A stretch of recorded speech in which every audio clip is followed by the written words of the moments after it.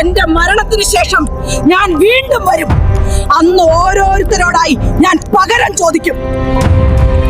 അവൾ അവസാനമായി ആത്മഹത്യ ചെയ്യുന്ന സമയത്ത് ആ ഗ്രാമത്തിലുള്ളവരെ എല്ലാവരെയും ശപിച്ചിരുന്നു. ഒരിക്കൽ ഒരു ദുഷ്ടാത്മാവായി തിരിച്ചു വന്ന് നിങ്ങളെ എല്ലാവരെയും ഞാൻ പ്രതികാരം ചെയ്യുമെന്ന് അവൾ കർശനമായി അവരോട് പറഞ്ഞിട്ടാണ് അവൾ അന്ന് ആത്മഹത്യ ചെയ്തത്. എന്നാൽ പിന്നീട് ആ ഗ്രാമത്തിലുള്ളവർക്ക് അവളെ കൊണ്ടുണ്ടായ ചില അനുഭവങ്ങൾ വളരെ ക്രൂരമായിരുന്നു. എന്നാൽ ഇതിനു പിന്നിൽ ഒരു വലിയ പകയുടെ കഥയുണ്ട്. ആ കഥ ഞാൻ പറയാം.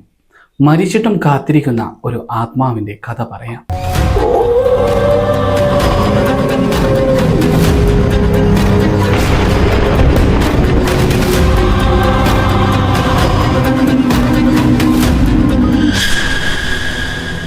ഏകദേശം 1998 കാലഘട്ടത്ത് ആ സമയത്ത് ഫോട്ടോഗ്രാഫിയൊക്കെ വളരെ ഫേമസ് ആയിരുന്ന ഒരു കാലമായിരുന്നു. ആ സമയത്തൊക്കെ എപ്പോഴും ഒരു ഫോട്ടോഗ്രാഫി മത്സരമൊക്കെ നടക്കാറുണ്ട്. തിരഞ്ഞെടുക്കുന്ന ചില ചിത്രങ്ങൾക്ക് ഒരു വലിയ ക്യാഷ് പ്രൈസ് തന്നെ സമ്മാനമായി നൽകാറുണ്ട്. അങ്ങനെ ഇരിക്കെയാണ് ഞാൻ പറയുന്ന ഈ രണ്ട് സുഹൃത്തുക്കൾ അവർ ഈ ഒരു കാര്യം കേട്ട് അവരന്ന് ആ ഒരു കാടിനകത്തേക്ക് ചില പ്രത്യേക ഇനം സ്ഥലങ്ങളുടെയും ചില പ്രത്യേക കാഴ്ചകളുടെയും ഫോട്ടോ എടുക്കാനായി അന്ന് ആ കാടിനകത്തേക്ക് പോയത്. എറണാകുളത്ത് ജോലി ചെയ്യുന്ന എൻ്റെ ഈ രണ്ട് സുഹൃത്തുക്കൾ രണ്ടുപേരും ഫോട്ടോഗ്രാഫിയിൽ വളരെ ക്രൈസ് ഉള്ളവരായിരുന്നു. രണ്ടുപേരും ഉറ്റ സുഹൃത്തുക്കളുമായിരുന്നു. അങ്ങനെ നിൽക്കുകയാണ് അവരെ തേടി ഈ ഒരു വാർത്ത വന്നത്. 5000 രൂപ സമ്മാനം, ഫോട്ടോ മത്സരമാണ്. എടാ, നമ്മളിത് എന്തായാലും ചെയ്യണം. ക്യാമറ എൻ്റെ കയ്യിലുണ്ട്. ഒരു നല്ല ഫോട്ടോ ക്ഷണിക്കുന്നു. നല്ല ഒരു ചിത്രത്തിന് ഒരു വലിയ തുക ക്യാഷ് പ്രൈസ് ആയിട്ട് സമ്മാനം ലഭിക്കുന്നു എന്ന ഈ ഒരു വാർത്ത. ഇത് കേട്ട ഉടൻ തന്നെ രണ്ടുപേരും പറഞ്ഞു, നമുക്ക് രണ്ടുപേർക്കും ഈ ഒരു കോമ്പറ്റീഷനിൽ പങ്കെടുക്കാം. എന്നിട്ട് ആർക്കാണോ പ്രൈസ് കിട്ടുന്നത് അത് നമുക്ക് ഈക്വലായി ഷെയർ ചെയ്യാമെന്ന് പറഞ്ഞു. അങ്ങനെ രണ്ടുപേരും അതിനെക്കുറിച്ച് അന്വേഷിച്ചപ്പോഴായിരുന്നു അവർക്ക് ചില നിബന്ധനകൾ ലഭിച്ചത്. ഈ ഒരു മത്സരത്തിന് പ്രധാനപ്പെട്ട ചിത്രം ഒരു ഫോറസ്റ്റ് ബേസ് ചെയ്തിട്ടുള്ള ചിത്രങ്ങളായിരുന്നു.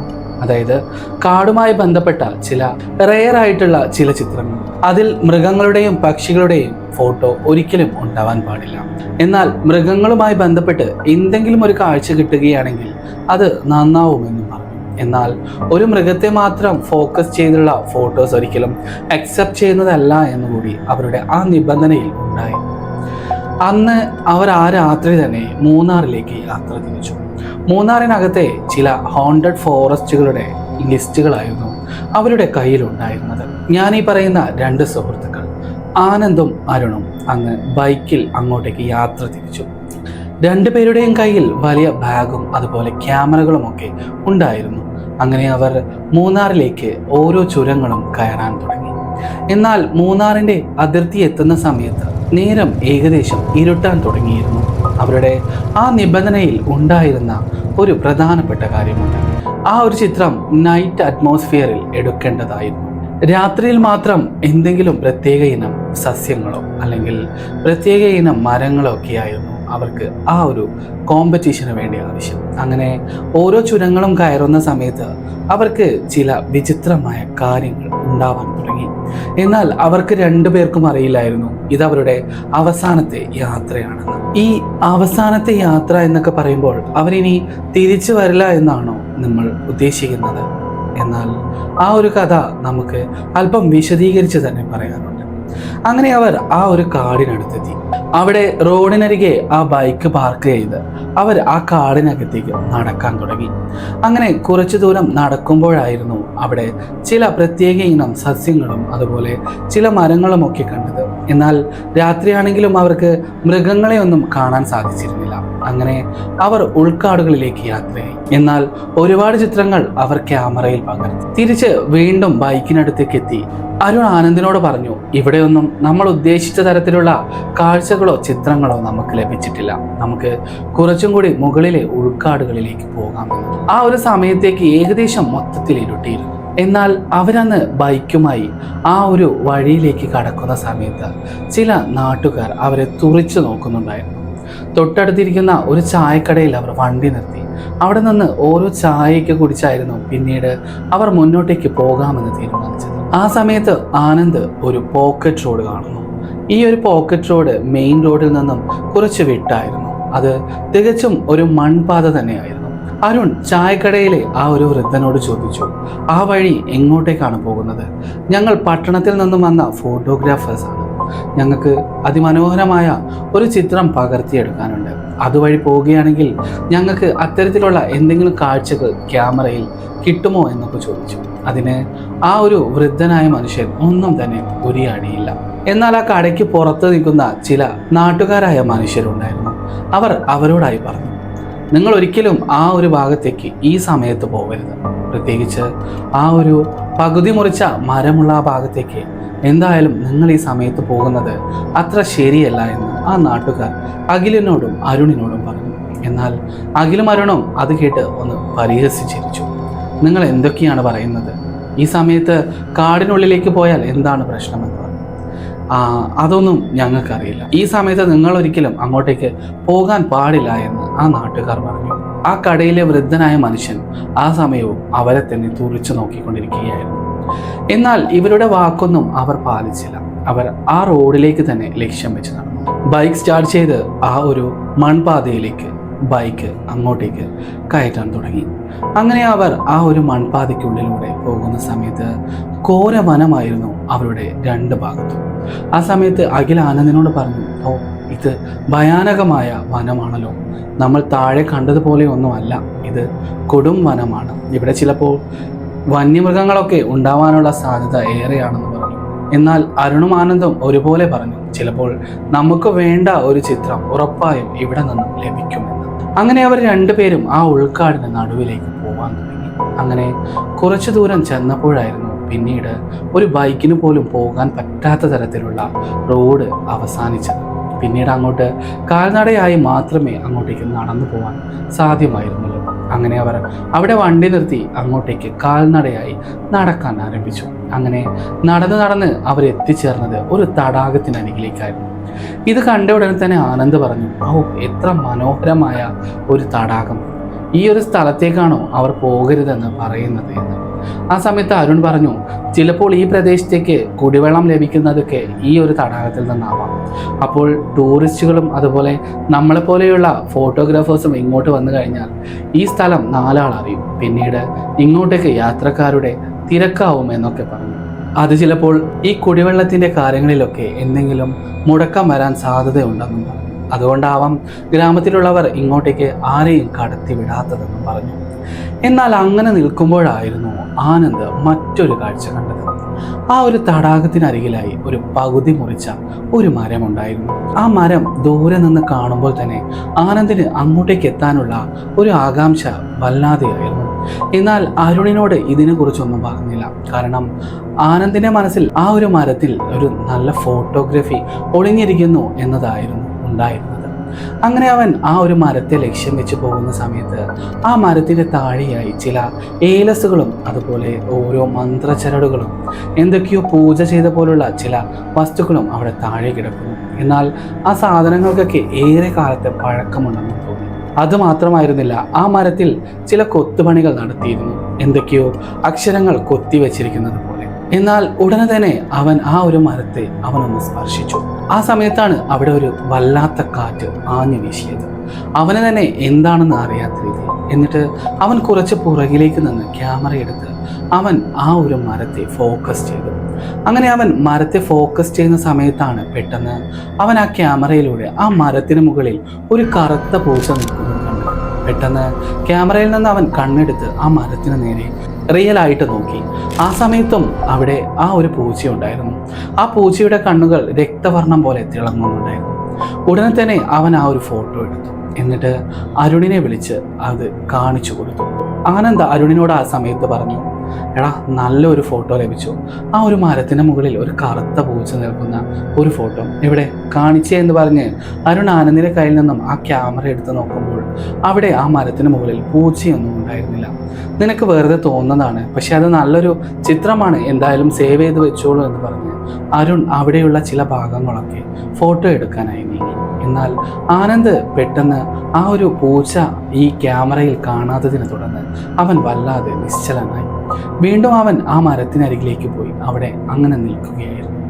അങ്ങനെ നിൽക്കുന്ന സമയത്ത് അരുൺ ആ ഭാഗങ്ങളിലൊക്കെ ഫോട്ടോ എടുത്ത് വീണ്ടും തിരിച്ച് ഇങ്ങോട്ടേക്ക് എത്തി. എന്നിട്ട് ആനന്ദിനോട് പറഞ്ഞു, ഇനി നമുക്ക് പോകാം, അത്യാവശ്യം ഫോട്ടോസൊക്കെ കിട്ടിയിട്ടുണ്ട്, ഇനി എഡിറ്റിങ്ങും ഇതിൽ നിന്നും തിരഞ്ഞെടുക്കുന്ന ചില ചിത്രങ്ങൾ മാത്രം മതി നമുക്ക് എന്ന് പറഞ്ഞ് ആനന്ദിനെ വിളിക്കാൻ തുടങ്ങി. എന്നാൽ ആനന്ദ് ആ ഒരു മരത്തെ തന്നെ തുറച്ചു നോക്കുകയായിരുന്നു. അരുൺ പറയുന്ന ഒരു കാര്യം പോലും ആനന്ദ് കേൾക്കുന്നേ ഉണ്ടായിരുന്നില്ല. വീണ്ടും വീണ്ടും അരുൺ ഓരോന്ന് പറഞ്ഞുകൊണ്ടിരിക്കുമ്പോഴും ആനന്ദ് അരുണിനെ തിരിഞ്ഞു പോലും നോക്കുന്നുണ്ടായിരുന്നില്ല. പെട്ടെന്ന് നിനക്ക് എന്താണ് പറ്റിയത്, നീ ആരെയാണ് നോക്കുന്നത് എന്നൊക്കെ അരുണ് ആനന്ദിനോട് പറഞ്ഞു. എന്നാൽ ആ സമയത്തും ആനന്ദ് ഒന്നും തന്നെ പറയുന്നുണ്ടായില്ല. ആ സമയത്ത് ആനന്ദിന്റെ കണ്ണുകളിൽ ഒരു പരിഭ്രാന്തിയും ഒരു പേടിയും കലർന്ന ഒരു മുഖഭാവമായിരുന്നു. അവിടെ അവനെ എന്തോ നോക്കി നിൽക്കുന്നത് പോലെ. എന്നിട്ട് അരുൺ അവൻ്റെ മുന്നിൽ വന്ന് നിന്ന് പെട്ടെന്ന് അവനെ ആ ഓർമ്മയിൽ നിന്നും എന്തൊക്കെയോ തരത്തിൽ അവനെ തട്ടി മാറ്റി. എന്നിട്ട് പറഞ്ഞു, നീ എന്താണ് നോക്കുന്നത്, ഞാൻ എത്ര നേരമായി നിന്നോട് ഓരോ കാര്യങ്ങൾ പറയുന്നു, നിനക്ക് എന്താണ്, എൻ്റെ കൂടെ പോന്നൂടെ എന്നൊക്കെ അരുൺ ആനന്ദിനെ ശകാരിച്ചു കൊണ്ടിരുന്നു. പെട്ടെന്ന് ആ ഓർമ്മയിൽ നിന്നും മാറി ആനന്ദ് അരുണിനെ പുറകെ പോയി. അന്ന് രാത്രി അവർക്ക് ചുരമിറങ്ങാൻ കുറച്ച് പ്രയാസമായിരുന്നു. കാരണം കോടമഞ്ഞും ചെറിയ രീതിയിലുള്ള മഴയുള്ളത് കൊണ്ട് തന്നെ ഇന്നിവിടെ താമസിക്കാമെന്ന് പറഞ്ഞ് അവർ തൊട്ടടുത്തുള്ള ഒരു റിസോർട്ടിലേക്ക് പോയി. അവിടെ ഒരു റൂം എടുത്തതിന് ശേഷം അവർ റൂമിലേക്ക് പോകുന്ന സമയത്ത് ആ ഒരു റിസപ്ഷനിലെ ആ റിസോർട്ട് മാനേജർ അവരെ ഒരു വല്ലാത്ത തരത്തിലുള്ള നോട്ടം നോക്കുന്നുണ്ടായിരുന്നു. അവർക്ക് പോലും അത് എന്തിനാണെന്ന് മനസ്സിലായില്ല. അങ്ങനെ അവിടെ എത്തിയതിനു ശേഷം അരുൺ ആനന്ദിനോട് പറഞ്ഞു, നീ ഇനി ഉറങ്ങല്ലേ, നമുക്ക് ഫോട്ടോസൊക്കെ എഡിറ്റ് ചെയ്യാനുണ്ട്, എടുത്ത ഫോട്ടോസൊക്കെ സെലക്ട് ചെയ്യാനുമുണ്ട്, സോ നീ ഒരിക്കലും ഉറങ്ങരുത് എന്ന് പറഞ്ഞു. എന്നാൽ അരുൺ ഒന്ന് കുളിച്ചു വന്നപ്പോഴേക്കും ആനന്ദ് ഉറങ്ങിയിരുന്നു. എന്നാൽ ആനന്ദിനെ അരുൺ ഉണർത്താനൊന്നും പോയില്ല. കാരണം ഇന്ന് ഒരുപാട് നേരം അലഞ്ഞു തിരിഞ്ഞതല്ലേ, അതുകൊണ്ട് ഉറങ്ങിക്കോട്ടെ എന്ന് കരുതി അരുണും പിന്നെ എഡിറ്റ് ചെയ്യാനൊന്നും നിന്നില്ല. അരുണും ആ ബെഡിൽ പോയി കിടന്നു. പെട്ടെന്ന് ഏകദേശം ഒരു 12 മണിയോട് കൂടിയാണ് പെട്ടെന്ന് ഒരു നിലവിളി കേട്ട് അരുൺ ഉണരുന്നത്. ആ സമയത്ത് പെട്ടെന്ന് റൂം മൊത്തത്തിൽ കേൾക്കുമ്പോൾ അത് ആനന്ദായിരുന്നു. ആനന്ദ് ഒരു മൂലയെ നോക്കി ഉറക്കി ഉറക്കി നിലവിളിക്കുന്നുണ്ടായിരുന്നു, എന്നെ കൊണ്ടുപോയിക്കോളൂ, എന്നെ കൊന്നോളൂ, നീ പിശാചാണെന്ന് എനിക്കറിയാം, നീ എന്നെ കൊന്നോളൂ, നീ എന്നെ നിന്റെ ലോകത്തിലേക്ക് കൊണ്ടുപോയിക്കോളൂ എന്നൊക്കെ അവൻ പിച്ചിയും പേയും പറയുന്നുണ്ടായിരുന്നു. ഇത് കേട്ട് അരുണിന് വല്ലാത്ത തരം പേടി തോന്നി. അരുൺ ആനന്ദിനെ അടുത്ത് ചെന്ന് പറഞ്ഞു, നീ എന്താണ് ഇങ്ങനെയൊക്കെ പറയുന്നത്, നീ ആരോടാണ് സംസാരിക്കുന്നത് എന്നൊക്കെ പറഞ്ഞു. ആ സമയത്ത് ആനന്ദ് സ്വബോധമുള്ള മനുഷ്യനെ പോലെ തന്നെയായിരുന്നു. ആനന്ദ് അരുണിനോട് പറഞ്ഞു, ഞാൻ ആ പൂച്ചയെ സ്വപ്നം കണ്ടാണ് ഉണർന്നത്, ആ പൂച്ച എന്നെ സ്വപ്നത്തിൽ വന്ന് എൻ്റെ ദേഹമാസകലം മാന്തി, എനിക്ക് വല്ലാതെ നോവുന്നുണ്ട് എന്നൊക്കെ പറഞ്ഞു. പെട്ടെന്ന് അരുൺ പോയി ലൈറ്റിട്ട് ആനന്ദിൻ്റെ കയ്യിലും കാലിലും നോക്കുന്ന സമയത്ത് അവൻ്റെ കയ്യിലും കാലിലും ഒരു പൂച്ചയുടെ നഖം കൊണ്ട് പോറിയ പോലുള്ള ചില പാടുകൾ അവൻ കണ്ടു. ഇത് കണ്ട ഉടനെ തന്നെ അവന് വല്ലാത്ത തരം പേടി തോന്നി.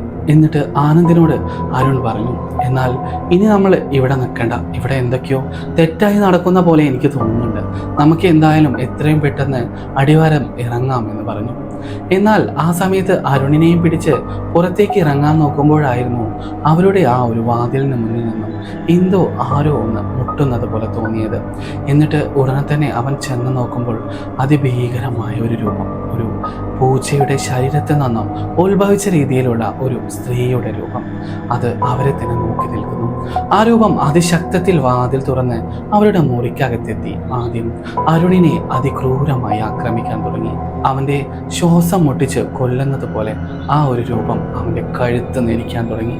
ആ സമയത്ത് അരുൺ ആനന്ദിനെ വിളിക്കുന്നുണ്ടെങ്കിലും ആനന്ദിന് അങ്ങോട്ടേക്ക് പോകാനേ സാധിച്ചിരുന്നില്ല.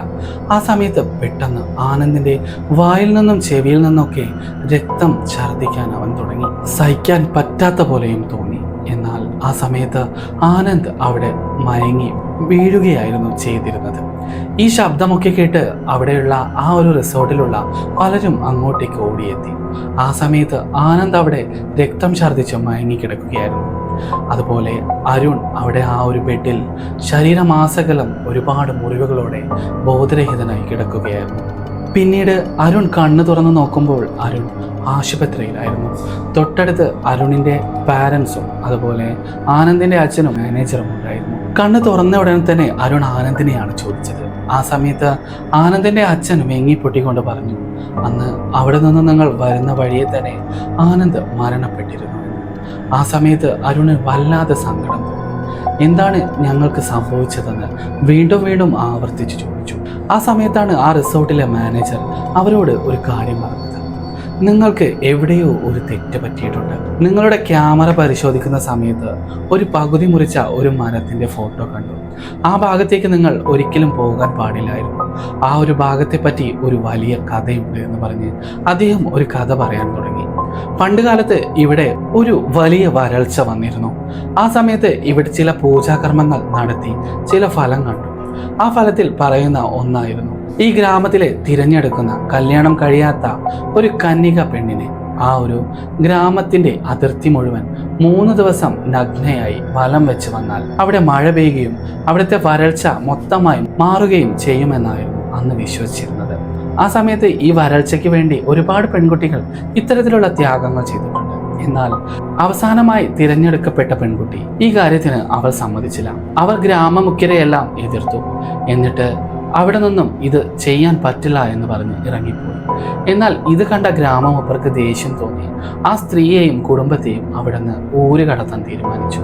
അങ്ങനെ അവരെ എല്ലാവരെയും തല്ലി അവിടെ നിന്ന് ഓടിച്ചു. എന്നാൽ ഇത് ചെയ്യാത്തതിനെ തുടർന്ന് അവളുടെ വീട്ടുകാർ പോലും അവളെ ഒറ്റപ്പെടുത്തി. പിന്നീട് ഇതിൽ മനംനൊന്ത് അവൾ അവിടെയുള്ള ഒരു മരത്തിൽ അവൾ സ്വയം ആത്മഹത്യ ചെയ്തു. അന്ന് അവൾ ആത്മഹത്യ ചെയ്യുന്ന സമയത്ത് മരണം കാണാനും ആസ്വദിക്കാനും ആ ഗ്രാമത്തിലെ ഒരുപാട് പേർ ആ മരത്തിന് താഴെയെത്തി. അവൾ അന്ന് തൂങ്ങി ആടുന്ന സമയത്ത് അവൾ ഉറക്കി അവരോട് പറഞ്ഞു, ഞാനൊരിക്കൽ പുനർജനിക്കും, നിങ്ങളെ ഞാൻ പകരം ചെയ്യുമെന്ന്. എന്നിട്ടാണ് അവൾ അവസാനത്തെ ശ്വാസവും കണ്ണടച്ചത്. പിന്നീട് ഒരു പൗർണമി ദിവസം അവൾ ഒരു രക്തയക്ഷിയായി, ഒരു പിശാചായി അവിടെ പുനർജനിക്കുകയും ആ ഒരു ഗ്രാമത്തിലുള്ളവരെ മുഴുവൻ അവൾ വധിക്കുകയും ചെയ്തു. അവൾ ഒരു പൂച്ചയുടെ രൂപത്തിലാണ് എല്ലാ സ്ഥലങ്ങളിലേക്കും എത്താറുള്ളത്. ആരെങ്കിലും ആ ഒരു പൂച്ചയെ കാണുകയാണെങ്കിൽ അന്ന് രാത്രി അവർ ഉറപ്പായും രക്തം ഛർദ്ദിച്ച് മരിക്കുമായിരുന്നു എന്നാണ് ഇവിടെ ഉണ്ടായിരുന്ന ആ ഒരു കേട്ടുകേൾവി. പിന്നീട് അവളുടെ ആത്മാവാണ് ഇതെല്ലാം ചെയ്യുന്നതെന്ന് മനസ്സിലാക്കിയ ഈ ഗ്രാമമുഖ്യർ അവൾ മരണപ്പെട്ട ആ മരത്തെ മുറിക്കാനായി 21 പേരെ ഏർപ്പാടാക്കി. അന്ന് ആ 21 പേരും ആ മരം പകുതി മുറിച്ച് തീരുന്നതിന് മുമ്പ് രക്തം ഛർദ്ദിച്ച് മരണപ്പെട്ടിരുന്നു. പിന്നീട് ദൂരദേശങ്ങളിൽ നിന്നും ചില മന്ത്രവാദികളെ കൊണ്ടുവന്ന് അവളെ ആ ഒരു മരത്തിൻ്റെ ഉള്ളിൽ തന്നെ അടക്കം ചെയ്തു എന്നാണ് പറഞ്ഞത്. എന്നാൽ ആ ഒരു മാന്ത്രികർ അന്ന് പറഞ്ഞ ഒരു കാര്യമുണ്ട്, എപ്പോഴെങ്കിലും ഏതെങ്കിലും പുരുഷന്മാരുടെ കൈ ഈ മരത്തിൽ സ്പർശിക്കുന്ന സമയത്ത് ഇവൾ ഉറപ്പായും പുനർജനിക്കുമെന്ന് അവർ പറഞ്ഞിരുന്നു. അങ്ങനെ നിങ്ങൾ അങ്ങോട്ടേക്ക് പോയ സമയത്ത് നിങ്ങൾ ആരെങ്കിലും ആ മരത്തിൽ സ്പർശിച്ചിട്ടുണ്ടെങ്കിൽ അതുകൊണ്ടാവാം അവൾ പുനർജനിച്ചത്. ഇത് കേട്ട ഉടൻ തന്നെ അരുണിന് ഇത് വിശ്വസിക്കണമോ വേണ്ടയോ എന്ന ഒരു കൺഫ്യൂഷനിലായിരുന്നു. എന്തായാലും ഹോസ്പിറ്റൽ വാസമൊക്കെ കഴിഞ്ഞ് അരുൺ വീട്ടിലേക്ക് എത്തി. അന്ന് രാത്രി വീട്ടിൽ അവൻ ഉറങ്ങുന്ന സമയത്ത് അവനും ആ ഒരു പൂച്ചയെ സ്വപ്നം കണ്ടു. ആ ഒരു പൂച്ച ഒരു പൈശാചിക രൂപത്തിൽ അവൻ്റെ മുറിയിലേക്ക് വന്ന് അവനെ ഉപദ്രവിക്കുന്ന രീതിയിലുള്ള സ്വപ്നം. എന്നാൽ അത് യാഥാർത്ഥ്യമായിരുന്നു. അവൻ്റെ ശബ്ദം കേട്ട് അവൻ്റെ അച്ഛനും അമ്മയും ആ മുറിയിലേക്ക് വന്ന സമയത്ത് അവൻ കിടക്കുന്ന കട്ടിലിനടുത്തായി ആ ഒരു രൂപത്തെ അവരും കണ്ടിരുന്നു. എന്നാൽ അവർ അവിടെ എത്തിയപ്പോഴേക്കും ആ രൂപം അവിടെ നിന്നും അപ്രത്യക്ഷമായിരുന്നു. എന്നിട്ട് അച്ഛനും അമ്മയും അരുണിൻ്റെ അടുത്തെത്തിയ സമയത്ത് അരുണും രക്തം ഛർദ്ദിച്ച് മരിച്ചിട്ടുണ്ടായിരുന്നു എന്നാണ് പറയപ്പെട്ടിരുന്നത്. ഇതൊരു സാങ്കല്പിക കഥ മാത്രമാണ്. എൻ്റെ രചനയിൽ നിന്നും ഞാൻ ഉണ്ടാക്കിയെടുത്ത ഒരു കഥ മാത്രമാണിത്. ഇത് ജീവിച്ചിരിക്കുന്നവരുമായോ മരിച്ചവരുമായോ നടന്നുകൊണ്ടിരിക്കുന്ന ഏതെങ്കിലും കാര്യങ്ങളുമായോ ഒരു ബന്ധവുമില്ല എന്നുകൂടി ഞാൻ പറയുന്നു. ഇത്തരത്തിലുള്ള കഥകൾ കേൾക്കാൻ നിങ്ങൾക്ക് ഇഷ്ടമാണെങ്കിൽ നിങ്ങൾക്ക് ഈ ചാനൽ സബ്സ്ക്രൈബ് ചെയ്ത് എൻ്റെ കൂടെ കൂടാവുന്നതാണ്. ആത്മാക്കളുടെയും മരിച്ചിട്ടും കാത്തിരിക്കുന്നവരുടെയും ദുഷ്ടാത്മാക്കളുടെയും കഥകൾ ഇനിയും ഒരുപാട് എനിക്ക് നിങ്ങളോട് പറയാനുണ്ട്.